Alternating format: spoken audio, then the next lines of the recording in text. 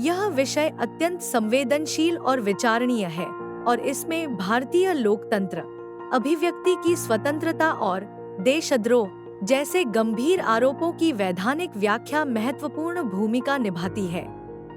आप जो प्रश्न उठा रहे हैं वह यह संकेत करता है कि क्या देश में दोहरे मानदंड, डबल स्टैंडर्ड्स अपनाए जा रहे हैं, विशेष रूप से अली खान महमूदाबाद और गौरव आर्य जैसे व्यक्तित्वों के मामलों में। यहाँ एक संतुलित और तथ्यों पर आधारित हिंदी विवरण प्रस्तुत है। अली खान महमूदाबाद अशोक विश्वविद्यालय में प्रोफेसर हैं और एक चिंतनशील विद्वान माने जाते हैं।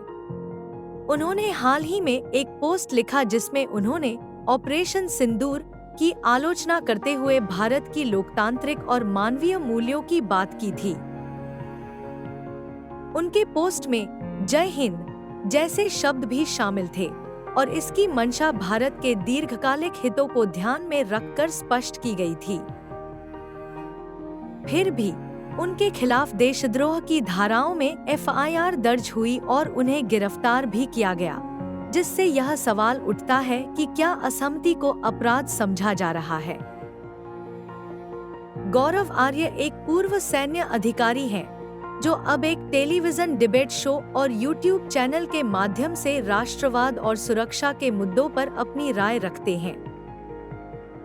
उन पर आरोप लगाए जाते हैं कि वे अपने वीडियोस में अतिराष्ट्रवादी, जिंगोइस्ट भाषा का इस्तेमाल करते हैं, जिनमें कभी-कभी झूठ, भावनात्मक उकसावे और विदेशी मेहमानों के प्रति अपमानजनक टिप्पणियां होती हैं।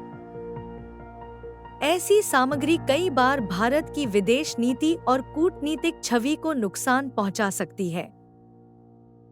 भारतीय कानून में देशद्रोह, सेडिशन, आईपीसी सेक्शन 124 का दायरा बहुत सीमित और गंभीर परिस्थितियों में लागू होता है, जैसे कि हिंसा को भड़काना या देश की अखंडता के खिलाफ सशस्त्र विद्रोह। यदि कोई व्यक्ति संवैधानिक दायरे में रहकर आलोचना करता है या असहमति प्रकट करता है, तो वह देशद्रोह नहीं होता, चाहे वह अली खान हो या कोई और। वहीं अगर कोई व्यक्ति झूठ फैलाकर या नफरत भड़काकर देश की छवि, सामाजिक समरसता या विदेशी संबंधों को नुकसान पहुंचा रहा है, तो उस पर भी उचित कार्रवाई होनी चाहिए। देशभक्ति और राष्ट्रवाद को विवेकहीन ज्वाला बनाकर प्रस्तुत करना उतना ही खतरनाक है जितना कि देश के वास्तविक हितों की अनदेखी करना। यदि अली खान जैसे शिक्षाविदों पर देशद्रोह के आरोप लगाए जाते हैं, जबकि गौरव आर्य जैसे लोगों की उकसाओं और भ्रामक सामग्री पर कोई गंभीर जांच नहीं होती, तो यह निश्चित रूप से एक दोहरे मानदंड, डबल स्टैंडर्ड की ओर इशारा करता है। भारत एक लोकतांत्रिक राष्ट्र है और यहाँ सभी नागरिकों के लिए कानून और न्याय की कसौटी समान होनी चाहिए, चाहे वे किसी भी विचारधारा या पेशे से जुड़े हों।